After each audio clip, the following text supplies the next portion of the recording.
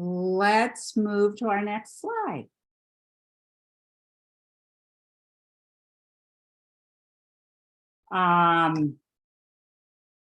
And thank you, Christina, for that recording. And I want to acknowledge Kelly Kearns and Susan Nossel, who are two other members of the monthly meeting team who are helping, as you'll see, in various roles, put on this monthly meeting. And I do want to welcome newcomers. Before I get into this, could people who are here for the first time, we won't see you because of the slide. Can you take down the slide for 1 second, Christina? Are people here for the first time? Can you raise your virtual hand so we can just see how many people we have who are here for the first time? Oh, I see people raising real hands. That's excellent. Welcome, Beth. Welcome. Welcome, Iris, Angie, Alan, Karen, Claire, Donna. Welcome. Welcome. We, Pam, Sarah, Lee, welcome. So we are a friendly group. We really want to welcome you. More of you, wonderful. We will have a time at the end after our presentation where Nikki, our volunteer coordinator, will meet with you and welcome you more officially. But I just wanted to take a moment to on behalf of 350 Wisconsin, to welcome everyone who's new. Now, Christina, let's go back to our normal programming. I did have a feeling there were a lot of names I didn't recognize, so welcome.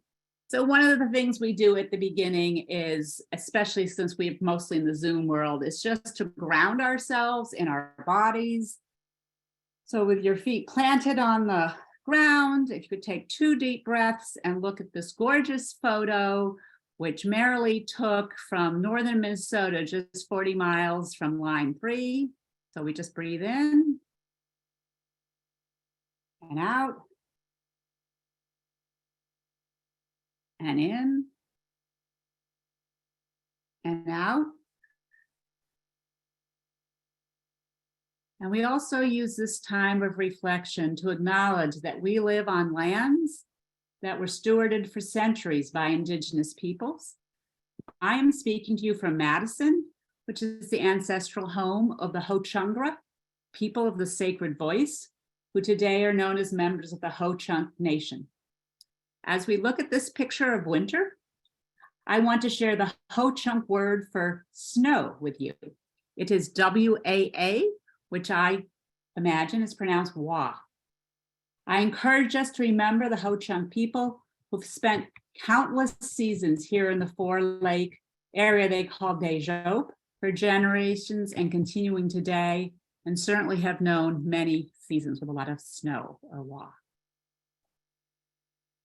Next slide.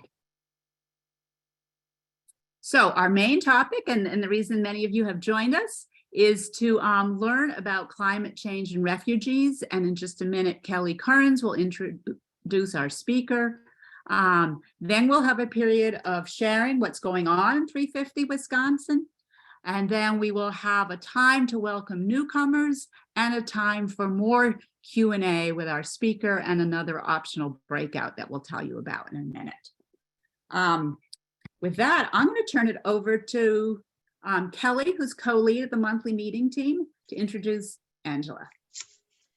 So tonight we're going to be hearing about climate change and migration. So she'll be talking to us about how climate change impacts different regions of the world and how that impacts and causes displacement and refugees.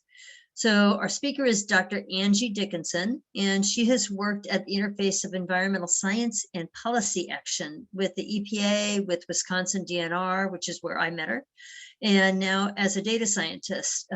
And she works currently for this planning organization that works on air quality in the 6-state Great Lake area. And she also happens to lead the Christ Presbyterian Church in Madison, their refugee group, and has spoken to a number of groups about climate refugees. And so we asked her to talk to you all tonight because we thought this would be really interesting. Okay. All yours, Angie. Okay, thanks for the introduction, Kelly. I'm really excited to be here to talk with you all. I have given this talk to a few different groups, and so it's great. This is the first time I've done it to one that's really focused on climate change and climate solutions. So it's great to be here. Let me share my screen. is that, let me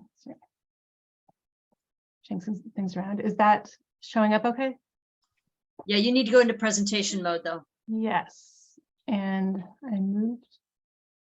Let me try that again.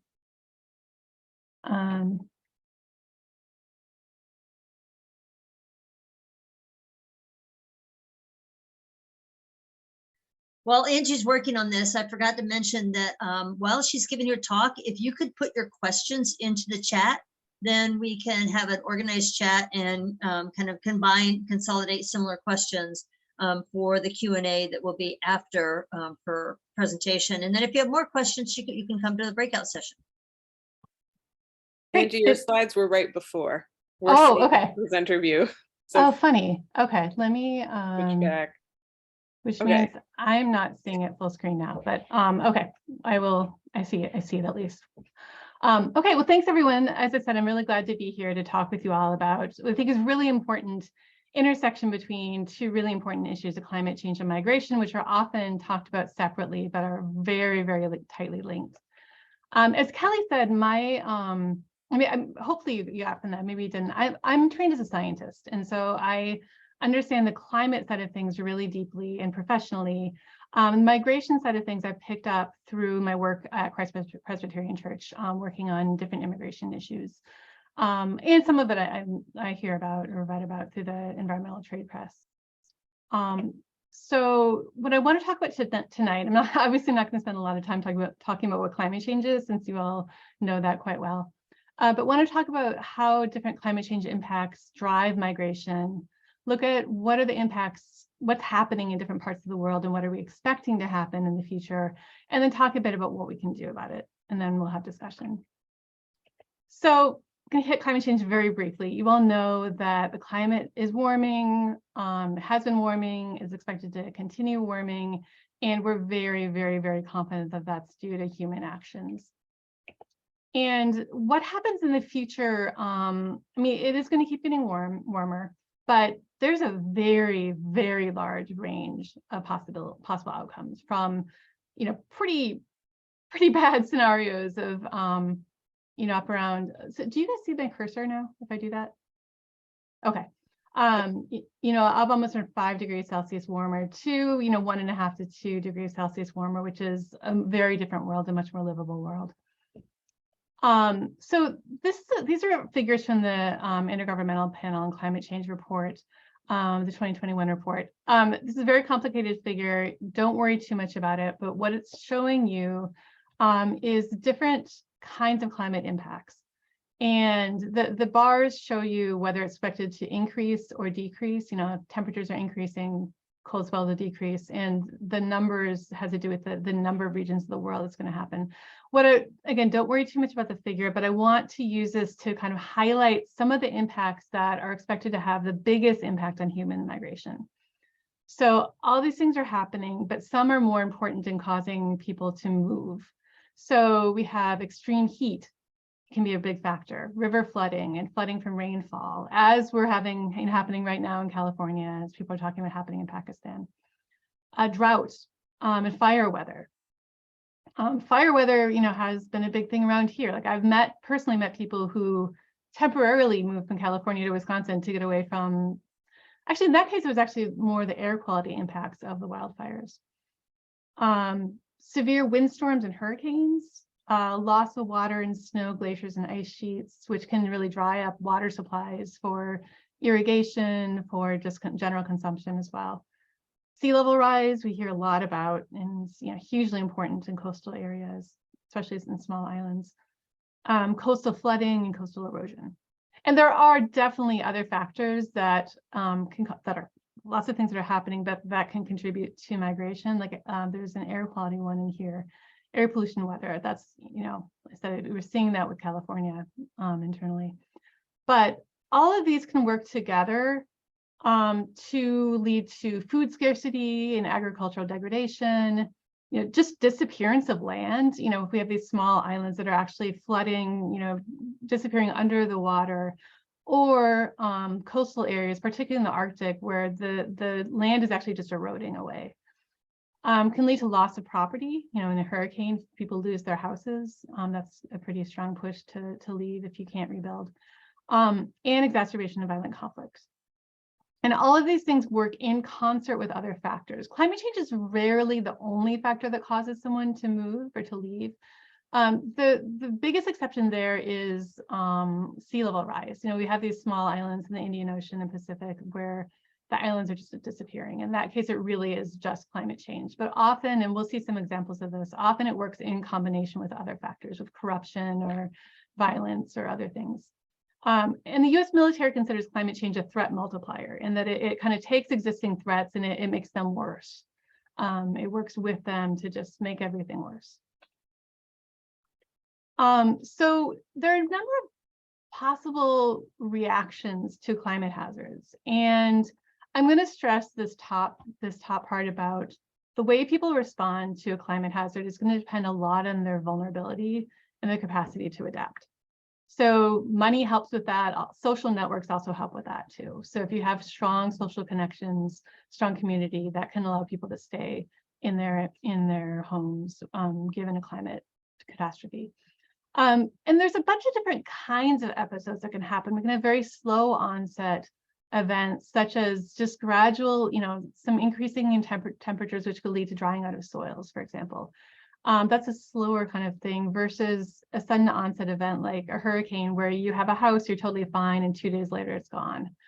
And then we have things in between, repeat sudden onset things like river flooding that happens every year or every 3 years, something like that. And then you have kind of these sort of medium onset events. So there's some examples. I'm not going to step through all of these, but just kind of keep in mind there's a range of different kinds of climate events. And the kind of event combined with people's capacity will really impact how they react.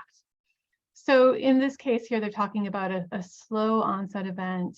That's going to make it easier for people to adapt. In this case, they're talking about people being able to irrigate, having the capacity to irrigate. And because it's sort of a slow coming event, slow coming thing, they can irrigate their fields, they can continue earning a living, continue growing food, and they can stay and adapt. And that really is the best case scenario for everyone. It's best case scenario for the would-be migrants and for the places they were leaving, because migration causes huge disruption of social networks and communities when people, and is obviously very hard for the people who leave. And it's also put strain on the places where people migrate to. So best case scenario is people can stay, communities stay intact. Other scenarios, you might end up with migration. And migration is considered leaving for at least 3 months. And so they may migrate on a long-term basis, or they may migrate cyclically. So cyclical migration may be, if you have this riverine flooding, like I think this happens in, the Ganges, Brahmaputra, like low-lying land that floods annually. So people may move to, stay with family for a month every year or something like that. And then they move back, and then they, so this is sort of cyclical, or they may just migrate, just move away. Think about this with Hurricane Katrina. People moved from New Orleans to Houston, some temporarily, some permanently. And then you have what's called displacement. And displacement is when people are forced to move against their will. And so this often happens with hurricanes or things like that, where they don't have an option. They don't have a home. They don't have anywhere to stay. Or a sea level rise, if their island doesn't exist anymore, they're forcibly displaced. And again, the way they react is going to depend on their capacity and how vulnerable they are. And there's this quote here that, and I've seen things, slightly different statistics, but the same sentiment, different places, the same information, that climate change accounts for more displacements than civil war and violence. It's a really big issue. And as an example, this infographic shows that in 2016, the 10 largest displacement events, again, people being forcibly moved, were all due to climate change, or all climate related.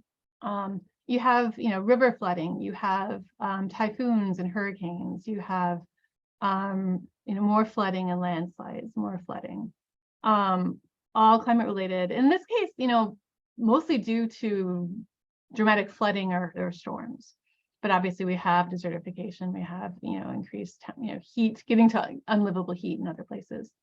We have other kinds of, drought that causes loss of agricultural crops. And it's already happening. Climate migration is already happening. We are expecting it to get worse, but it's going on already. In 2017, there were 68 million people forcibly displaced. This statistic said that a third of them were displaced by sudden onset weather events. This is according to a Brookings report. So there's a lot of people already going through this. And one really important thing to know is that people tend to migrate or be displaced internally within their own country, much more often than they migrate across borders. And if they do cross a border, they're generally staying within the region. So for example, migrants from Latin America tend to come to the US because we're kind of the closest region. I think it's, partly it's just logistics are easier, but there's also communities there. They can join people they already know who move there. And, migrants from North Africa tend to go to Europe rather than coming to the US, relatively. And the World Bank report is estimated that by 2050, 3 regions of the world are estimated to generate 143 million more internal climate migrants. So we're talking big numbers of people. And as I said before, there's really big impacts on the places they leave and in the places they go, as well as on their lives. So I'm going to show a few graphics from the World Bank report.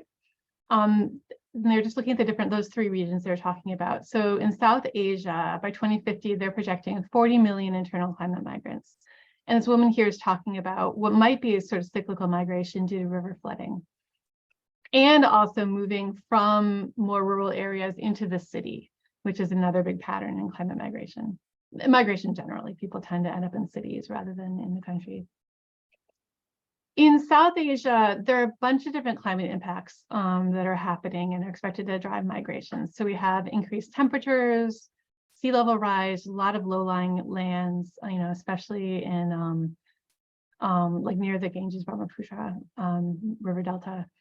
More frequent cyclones, river flooding from melting glaciers, and other extreme weather events. And so there's some statistics here about expected changes, but in New York, I'll point out the New York Times is estimating there'll be deteriorated living conditions for 800 million people, which is going to lead to mass migration. We're talking almost 1 billion people who are going to have lives getting harder.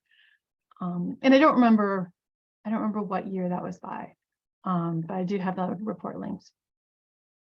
In sub-Saharan Africa, there's obviously it's an enormous region, a very, very diverse region, physically, geographically, as well as culturally, but a lot of different climate impacts in different regions of the continent, often boiling down to deteriorating water availability in crop yields, drought, loss of crops, and or the opposite, too much water, sea level rise, storm surges, river flooding.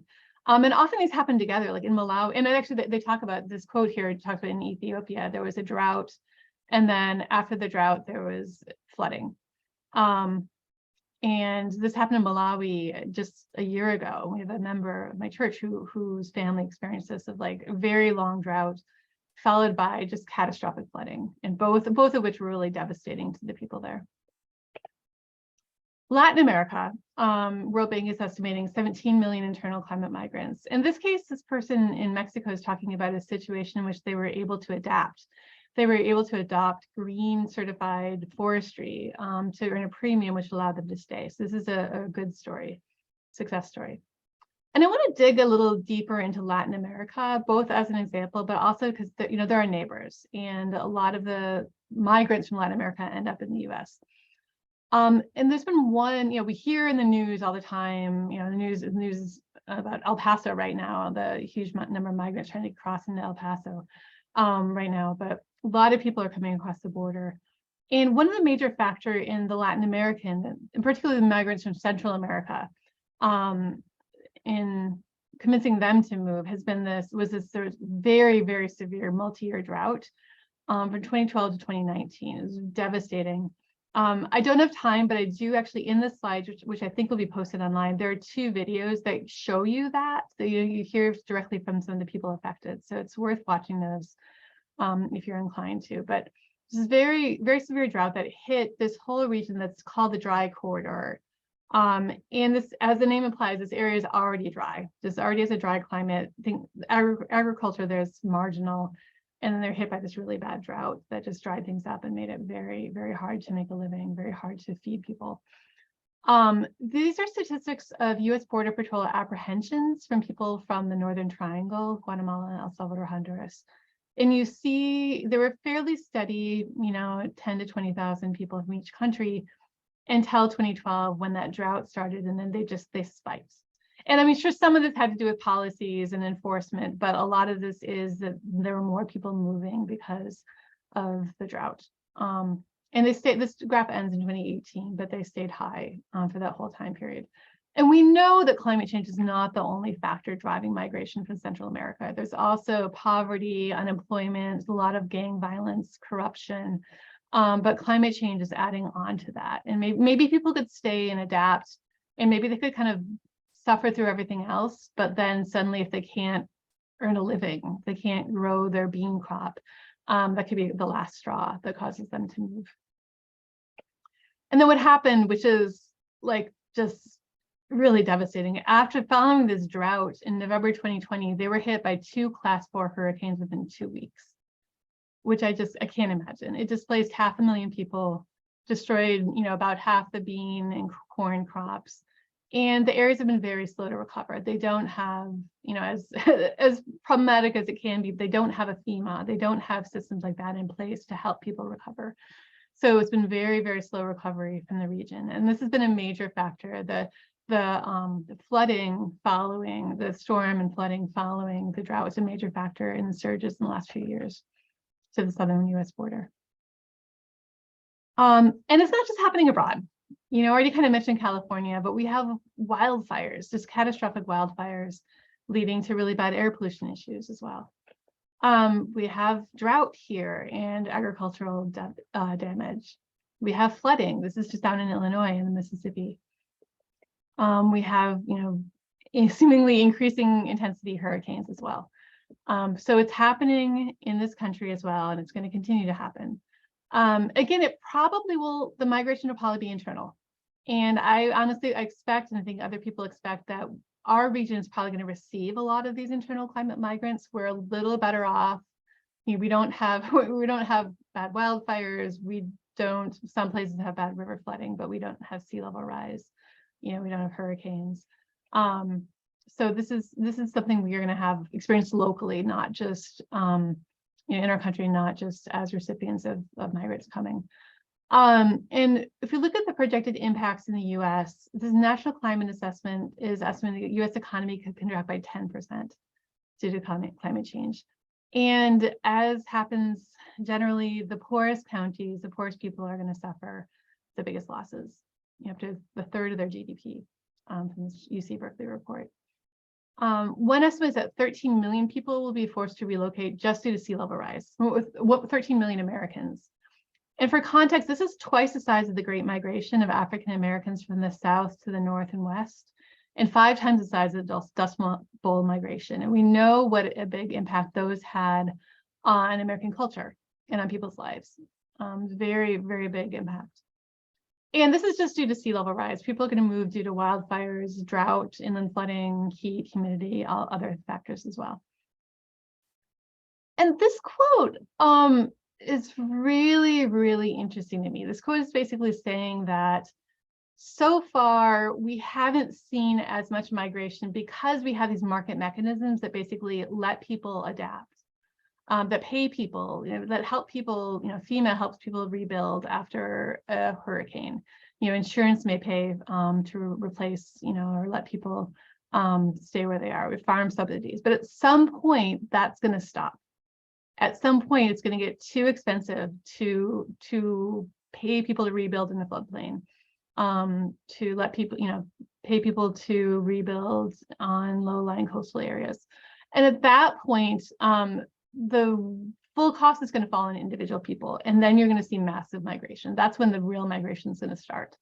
So that's really interesting to just think about what that might look like in this country. And as stated before, most people will probably move to cities. So what can we do about it? It all feels kind of grim, but Think about climate change. I want to stress again, there is a lot we can do. It can feel hopeless, but I actually find this figure hugely hopeful because this is a much more livable world than this is. So there's a lot of room. We have a lot of room to move things, to move the needle.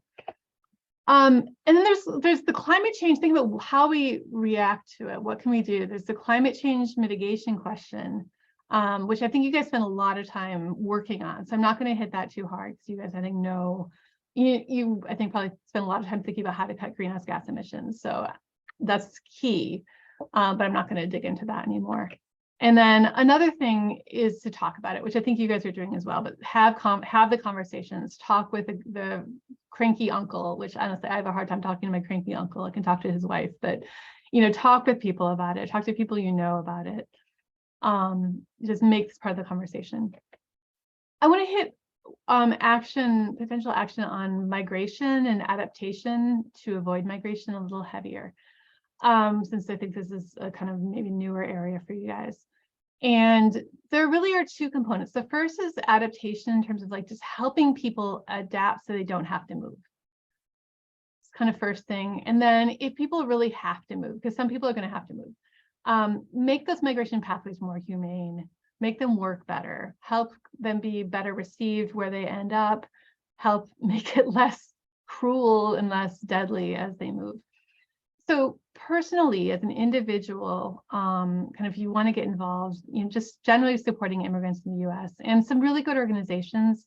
Open Doors for Refugees in Madison does a really great job of welcoming and helping people get set up in this community in particular. Dane Sanctuary is also a great organization. They are looking for volunteers to do things like drive people to immigration hearings in Milwaukee or Chicago and do other things to support people. I would also say Community Immigration Law Center is a great organization to support. They offer free legal counsel to immigrants, and they're head of a new lawyer who is taking on asylum cases. Thinking in terms of more systemic change, this is most of this work happens at the federal level. So we can lobby federal government to kind of thinking about two different categories of things. One is to really try to embed climate adaptation and mitigation or migration into development planning. So have USAID, have the Foreign Agriculture Service, have those different organizations, have the US government abroad really working in climate adaptation and helping people adapt there. Another thing is that, and it's hard to find leverage on this because this is an international definition, but the international definition of refugee is set by a 1951 international treaty or convention. And it defines a refugee as someone who has to flee because of violence. It does not allow for anyone to flee because of climate change, because their country is underwater, because their city fell into the ocean. That's not part of the definition. And so it has to happen at an international level, but there are ways I think, you could put pressure on the US government to work on that. And then to hit this a little more heavily, there is the Biden administration issued I think one of his first days in office, he commissioned a study on this issue, on climate change and migration connections. And they issued a report in 2021 on the impacts of climate change and migration. There's some really, really good recommendations in there. The main problem is that they haven't acted on any of them yet. And so I think one good thing to put pressure on the administration for is to take those actions, do something about it. They know what to do. They've been studying it, do it. So for example, there's one of the main recommendation, the first recommendation is to establish an interagency panel to coordinate government actions and to study things, to do things like look into how we could change the definition of refugee. And that panel hasn't met yet, or at least as of October, it hasn't met yet. So that's one area that if 350 wanted to get involved, I think could be a great area to kind of put some pressures to start acting on that. So with that, I have a list of a bunch of different sources if you want to read more. And I think you guys have the slides available, will be available online, so you can get those links there. And with that, I'm going to wrap up and take questions.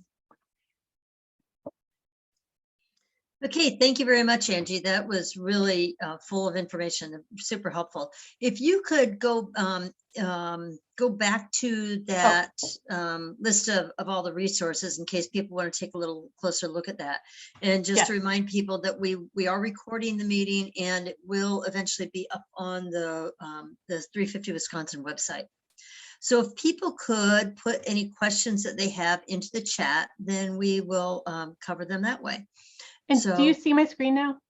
we're seeing clouds. Clouds. Okay. It's funny.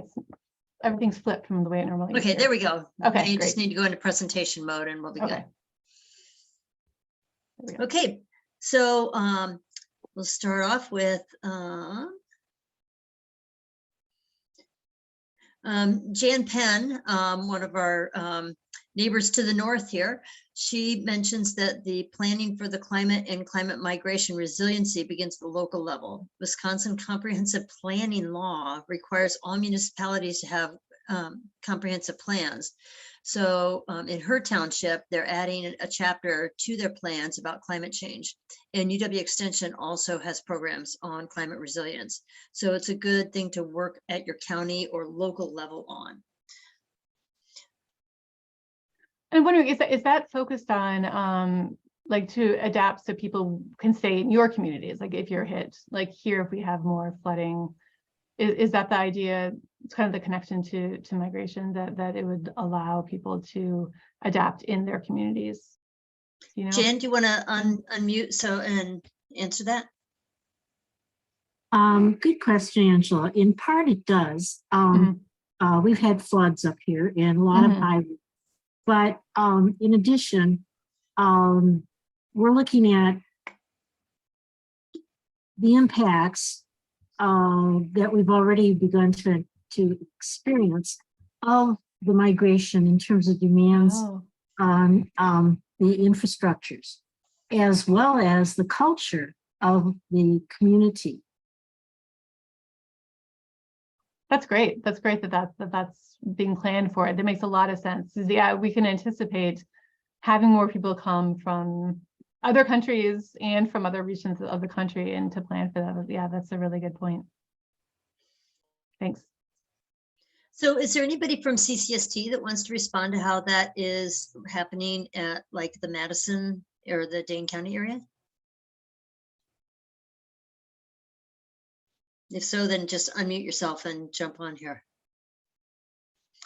So for the new people, we have one of our teams is Climate Solutions team, which is it works at many local levels at different municipalities and counties, and we also have a state policy group as well.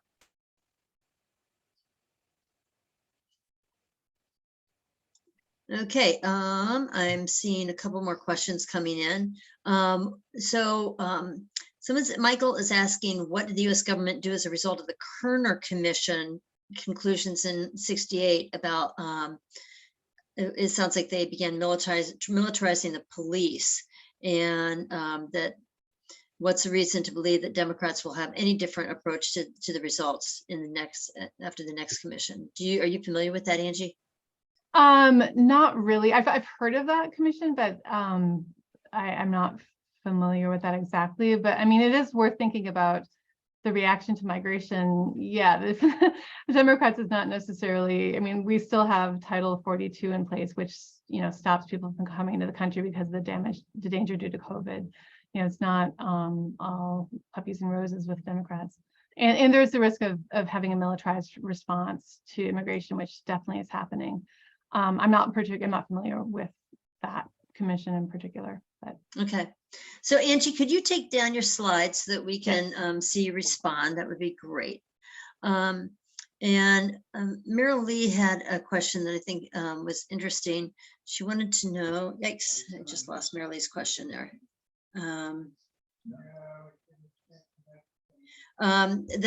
You shared that the climate panel was one of Biden administration's ideas for dealing with the coordination of climate mitigation strategies, and you stated that the panel hasn't happened yet. Do you know if it's actually formed, and if so, who is on it?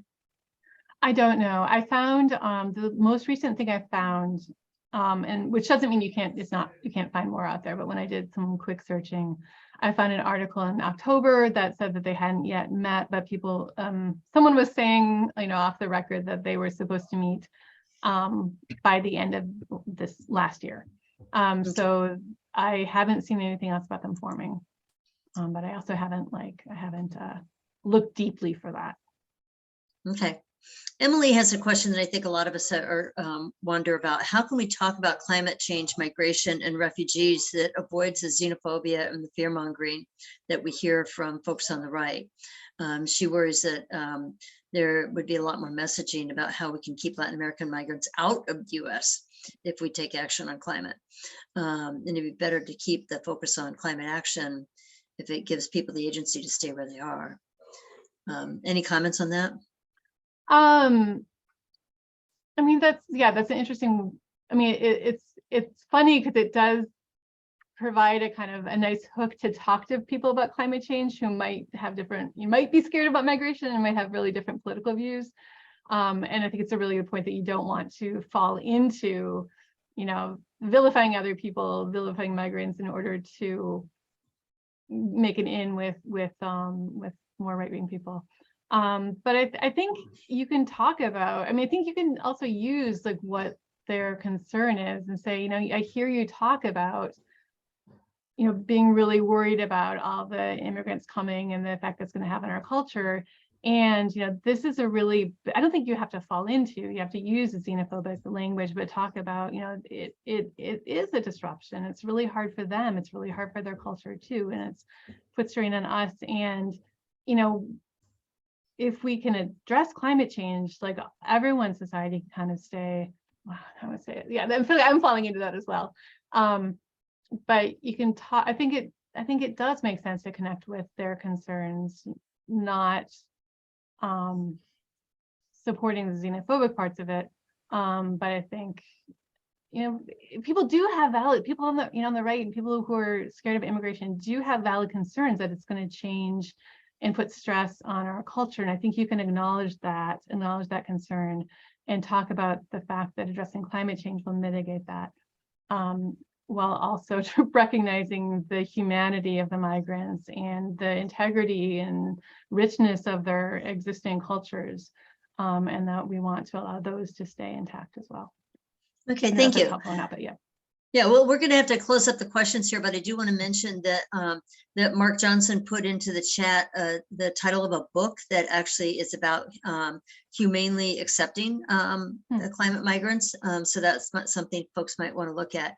And Julia brought up an interesting question about what 350 should actually be doing on taking on some adaptation work, or should we be focusing on mitigation to try to minimize climate change? So something for folks to think about and maybe talk a little bit more about during the breakout session.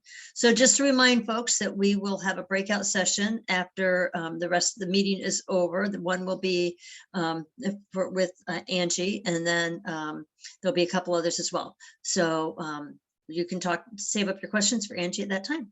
Thank you very much, Angie. Yes, thank you so much. Given us a lot to think about.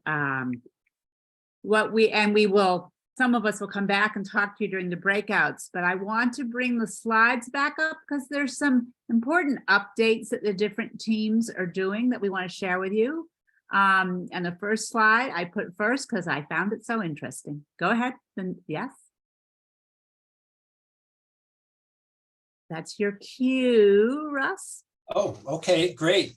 Yeah, this bumper sticker was recently printed by one of our new members, Jeff Bauer, and he's happy if we give them away, if we take donations for them.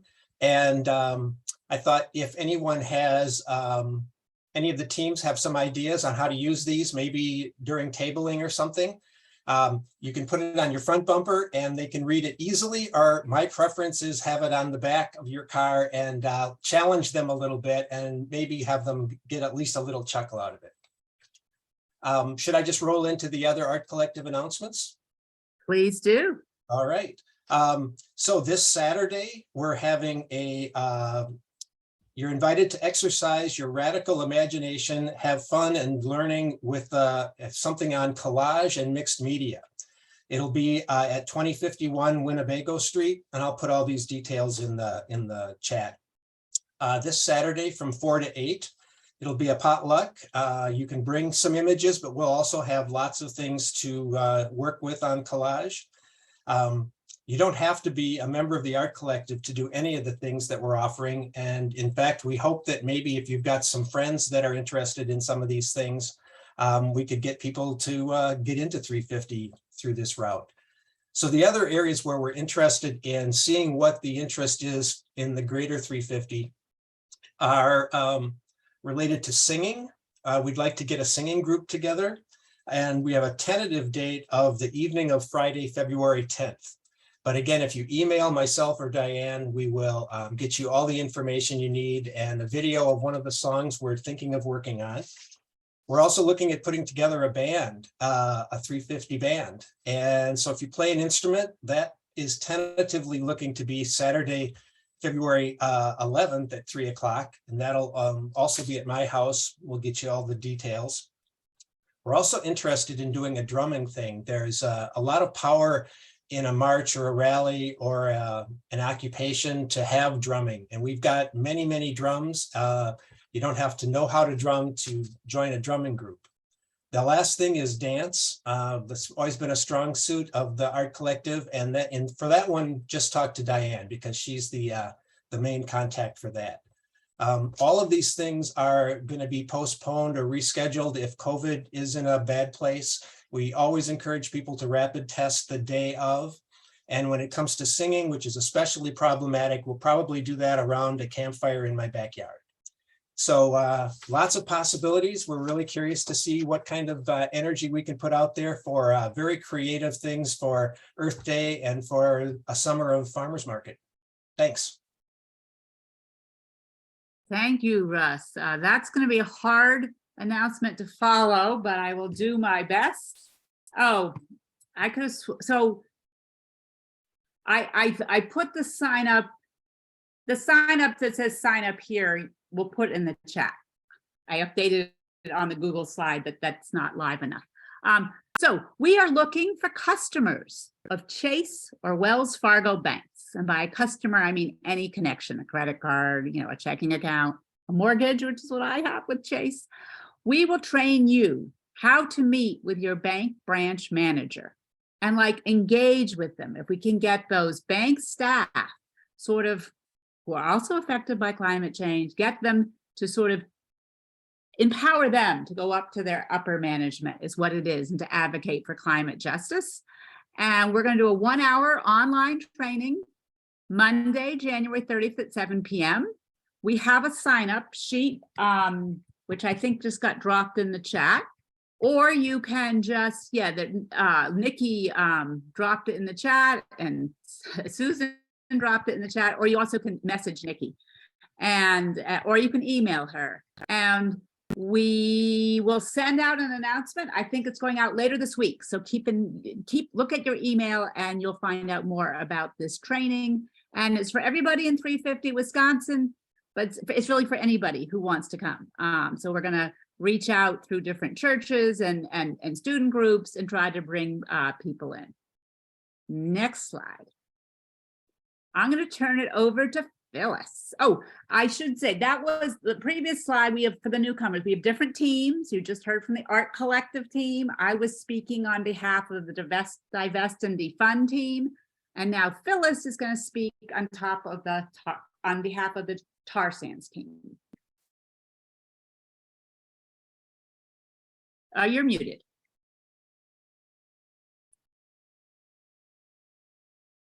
Okay, at the very last minute, my script disappeared, so I'm just going to find it. Won't take me long. There it is. Well, I say there it is, and then it all come back together, and it's not. So keep trying. Hold on. There. I see. It's way down in the corner. Thank you. Okay. So I'm with the tar sands team, and we took on promoting carpools to Montreal for COP15 on the weekend of December 9th and 10th. And staff people took on organizing the carpool, Airbnbs, and reimbursements for the 10 people from Wisconsin and Michigan who took the trip. And we have our partners, the Sierra Club, to thank for the lion's share of the reimbursement funds. And 350 Wisconsin and the local Green New Deal also contributed. And now I'm going to read to you a little bit from a soon-to-be published blog by Grace Martin, our elections fellow, who was one of those 10 people, and she couldn't be here tonight. Quote, at 7:55 a.m. on Thursday, December 8th, I got in the car with 2 strangers and started for Montreal. We drove 2 hours, picked up another stranger in Chicago, and then drove another 8 hours to an Airbnb in London, Ontario, where we stayed the night with other people who had traveled from Wisconsin and Michigan. The next day, we drove 7 more hours to reach our destination of Montreal, Quebec. The reason for our long journey, the COP15 UN Conference on Global Biodiversity. Next slide, please. We came to Montreal not to participate in this COP15 conference, but to protest it, joining forces with a transnational coalition of water protectors and the Coalition anticapitaliste et écologiste contre la COP15. Many UN frameworks, such as the Universal Declaration of Human Rights, have nice sentiments, but no mechanisms of enforcement. World leaders and policymakers hold these conferences and speak with self-righteous tongues, emitting more carbon than many people do in their lifetime to fly, and repeat what indigenous communities have been demanding for generations. They cry emergency, yet oil still flows through pipelines, threatening our waterways and lives.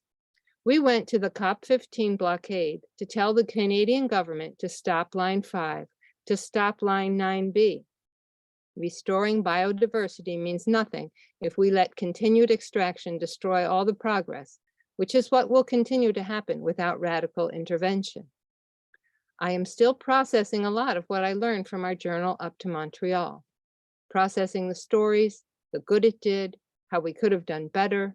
Maybe next time the blockade can make their way into the actual conference.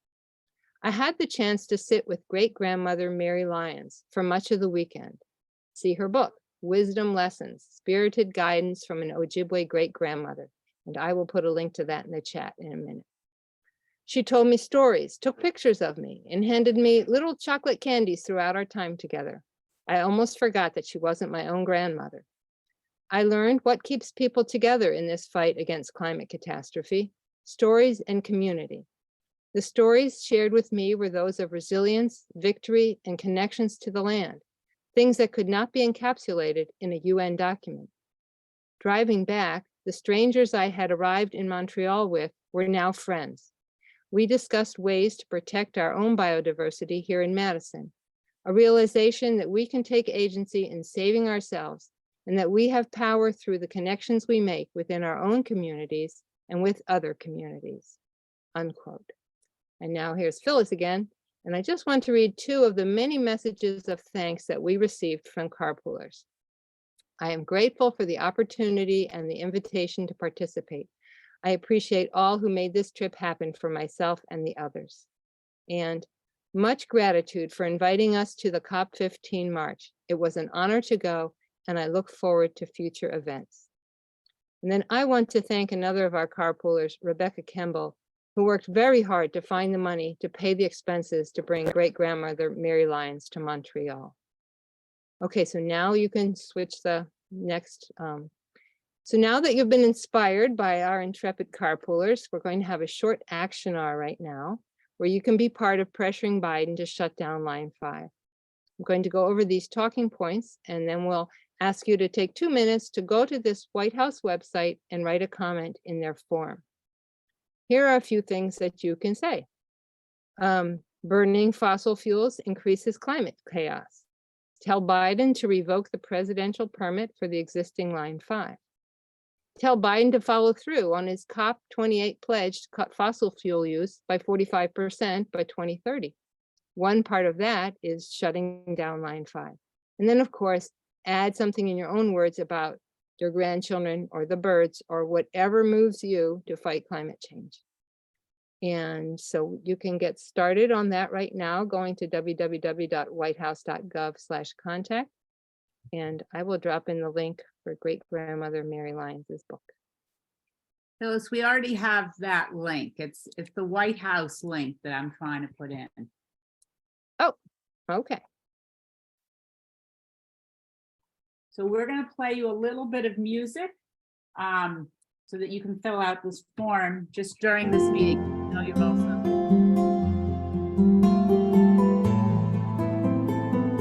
Just click on the link in the chat.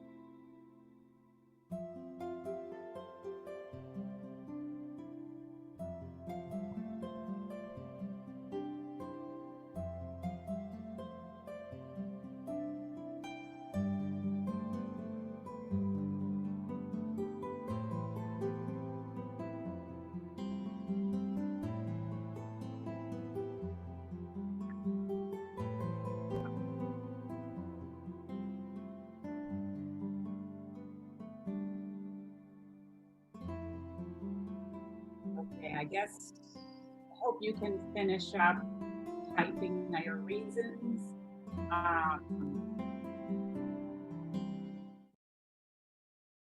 While you're doing that, I'm just going to, you can go to the next slide,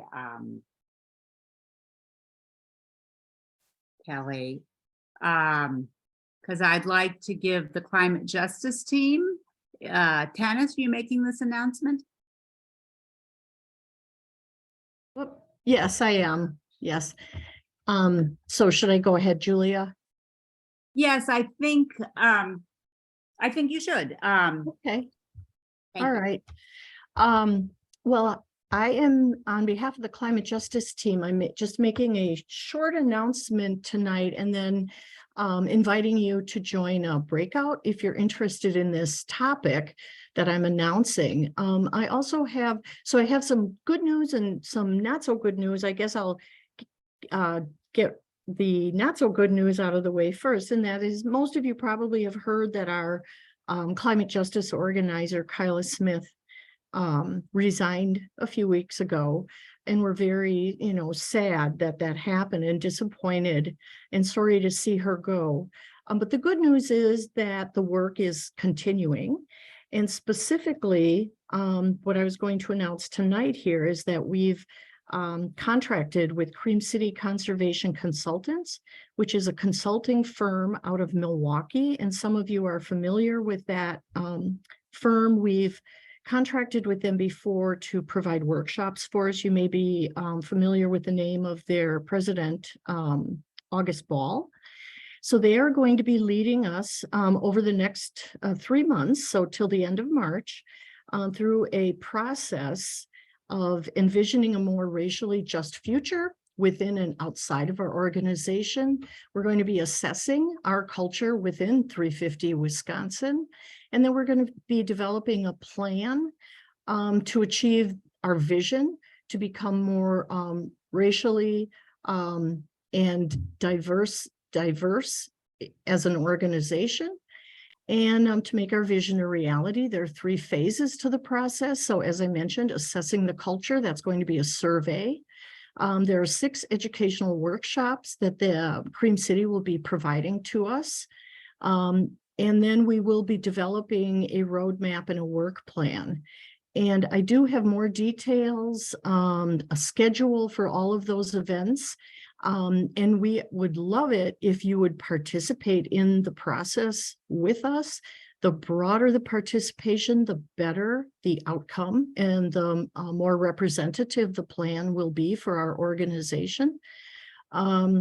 So yeah, so I would, if you're interested, either if you can't stay on for the breakout, you could put your email in the chat or email me. And we'll get back to you. But if you can stay for the breakout, we'll be going through the schedule and the details related to this process, planning process. So thank you. That's all I have. Thank you, Tanis. So you've actually, the newcomers, you've heard from a lot of our teams. Now, last but not least, I want to call on Nikki to share who is our volunteer of the month this month. Hello, yes, so our volunteer of the month this month is Amanda, who was able to step out of a different meeting and find Wi-Fi and is here. So hello, Amanda, thank you so much for being here. Amanda recently joined us in September, and ever since then, she came to our Let's Get Together event at the Beer Garden at Old Brick. And I remember she came up and she said, I have never been here before, and I just want to get involved. And ever since then, she has jumped in with both feet. She has been extremely helpful with our, not only with our communication action team, but also most recently, she offered to provide her beautiful singing voice to our Giving Tuesday event. She is actually a professional soprano. And it really added a lot of fantastic ambiance and just really beautiful music to an event that was, just made extra special by her contribution. So we just wanted to recognize Amanda for all of the hard work she's done in the short time that she's been here, and recognize just how incredible it is that she just started recently and has just completely submerged herself in the organization. So thank you so much, Amanda, for everything that you've done and everything that you continue to do. We're so happy to have you here and that you are with us and continuing to volunteer with 350 Wisconsin. So thank you very much, everybody. Thank you, Amanda. Thank you. Thank you. And next slide, you just heard from Nikki. And I think you've heard from most of our teams, not all of them, but most of our teams. But if you want to learn more about our teams, you can contact a team leader. And we just put the emails of all of us in the chat. But if it's too hard to figure out who, just contact Nikki and she will put you in touch. She knows everyone's email address. We also are about to go into breakouts, and those of you in the newcomers can just stay here and meet and chat with Nikki. Next slide. So if you haven't figured out, we have lots of teams. I think you've heard about the tar sands team, the climate justice, our communication action team helps. It's probably how you heard about this meeting, helps put out the word, and that's a group that's lots of fun to join. Next slide. And some of us all meet Monday nights, and then some of us meet at different nights, and some people you have to contact them to find out when they're meeting. So that's just giving you a preview. As another preview, our first Monday of, well, usually if it's not like, New Year's or something, the first Monday of the month, we meet, and we'll be meeting in February. And I'm very excited to say that our executive director, John Greenler, will speak to us about our sister organization, 350 Wisconsin Action, which can take part in electoral politics. And there's a very important upcoming state Supreme Court race. And that will be a hybrid meeting. So some of us will be joining online just like this, and some of us will be returning to the Madison Friends Meeting House in Madison, Wisconsin, near Camp Randall. Next slide. So now's the time for breakouts. If you're a newcomer, just stay here, and Nikki will meet with you. If you'd love to talk more, there were too many questions for Angie to answer them all, and there was a lively conversation going on. You go to breakout room 1, which will open in a minute, to speak with Angie. And if you want to know, I'm sorry, I seem to have done something to this slide, but if you want to learn about climate, I've done something to this slide. It's supposed to say, if you want to learn about the Climate Justice's JEDI campaign, please go to room 2. If you want to know more about what we're doing with Clean City, I don't know what happened to that slide. You go to room 2, and Tanis will meet with you. So, and if you're exhausted, you can say goodnight for the evening, and we hope to see you in February. But these breakouts don't last long, so they're kind of fun to go to. So you want to open up? Oh, you have opened up the breakouts. Thank you. So